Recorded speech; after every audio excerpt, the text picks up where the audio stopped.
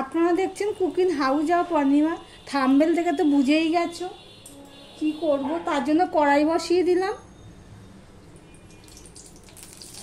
তেলটাও দিয়ে দিলাম। এটা আমি সাদা তেল দিয়েই করব।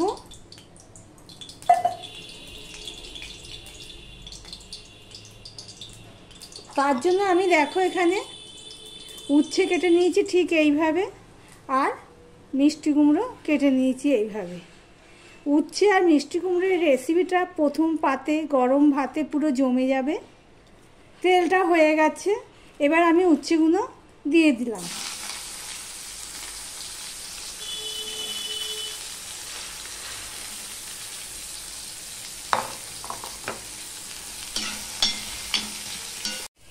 এবার উচ্ছের মধ্যে একটু নুন দিয়ে দিলাম, অল্প একটু নুন দিয়ে দিলাম,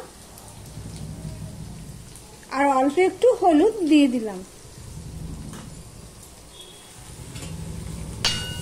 নুন হলুদটা উচ্ছের মধ্যে আমি ভালো করে মিশিয়ে নেব।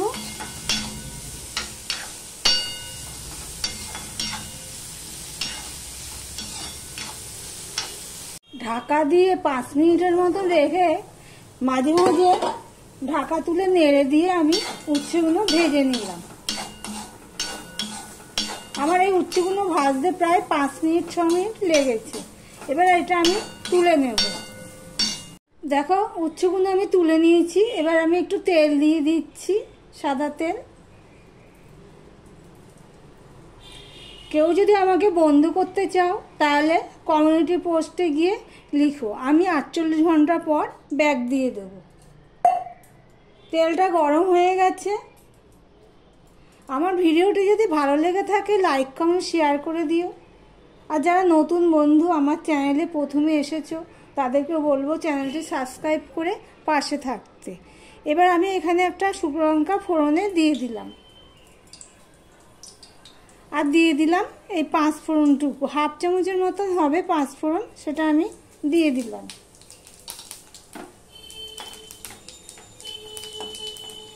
পুরো গরম ভাতে জমে যাবে। আমার ভিডিওর নিচে কেউ প্লিজ লিখবে না পরিবারে আসলাম, আমার পরিবারে এসো। কমিউনিটি গিয়ে লিখবে, যারা বন্ধু হতে চাও তাদেরকে বলছি। পাশে থেকো, পাশে আসলাম, পরিবারে আসলাম, এগুলো তোমার আমার উভয় চ্যানেলের ক্ষতি হয়। এবারে 5 ফোড়নটা হয়ে গেছে। এবার আমি পেঁয়াজ দিয়ে দিলাম।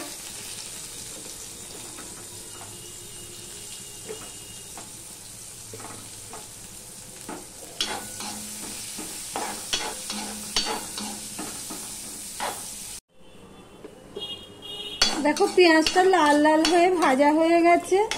এবার আমি এখানে একটুখানি আদা দিয়ে দিলাম। আদাটা মাঝখানে দিতে গিয়ে সাইডে পড়ে গেছে। আদা দিয়ে একটু নেড়ে চেড়ে নিলাম। আদার কাঁচা গন্ধ যতক্ষণ না যাবে ততক্ষণ। আদার কাঁচা গন্ধ চলে গেছে। এবারে এর মধ্যে আমি যে কুটে রাখা মিষ্টিগুলো দিয়ে দিচ্ছি।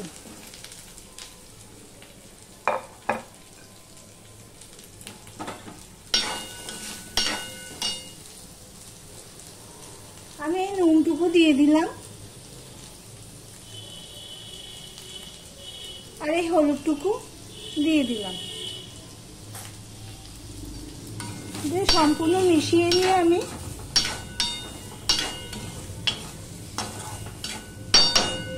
ঢাকা দিয়ে দিয়ে কষিয়ে নিয়েছি। দেখো এর মধ্যে আর কোনো মশলা পড়বে না, মশলা ছাড়া খুব সুন্দর একটা রেসিপি। এবার আমি এখানে পরিমাণ মতন জল দিয়ে দিচ্ছি। যারা আলু খেতে পছন্দ করে না তাদের জন্য এই রেসিপিটি একদম পারফেক্ট।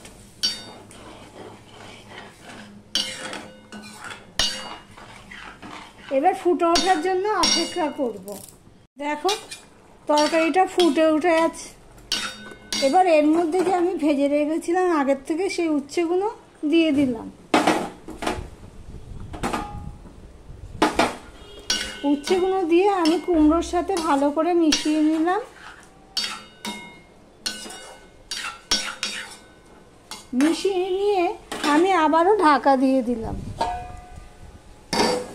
উচ্ছে তো ভাজাতেই সিদ্ধ হয়ে গেছে, মিষ্টি কুমড়ো ভাজাটা একটু কম হয়েছে, ঢাকা দিয়ে আমি সিদ্ধ করে নিচ্ছি, সে মিষ্টি কুমড়োটাও সিদ্ধ হয়ে যাবে, বেশিক্ষণ লাগে না মিষ্টি কুমড়ো সিদ্ধ হতে।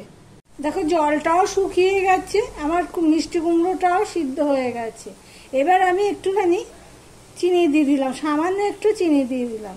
তাহলে আমার উচ্ছে মিষ্টি কুমড়ো বটির রেসিপিটি তোমাদের কাছে কেমন লাগলো কমেন্ট করে জানিও। চিনিটা দিয়ে আমি একটুখানি মিশিয়ে নিলাম। দেখো তরকারিটা পুরো শুকনো শুকনো হচ্ছে। গরম ভাতে প্রথম পাতে পুরো জমে যাবে। প্লিজ তোমরা একবার ট্রাই করে দেখতে পারো, যারা করোনি তাদেরকে বলছি। আমি আরেকটু নেড়ে যেটুখানি জল আছে সেইটুখানিও শুকিয়ে নিচ্ছি।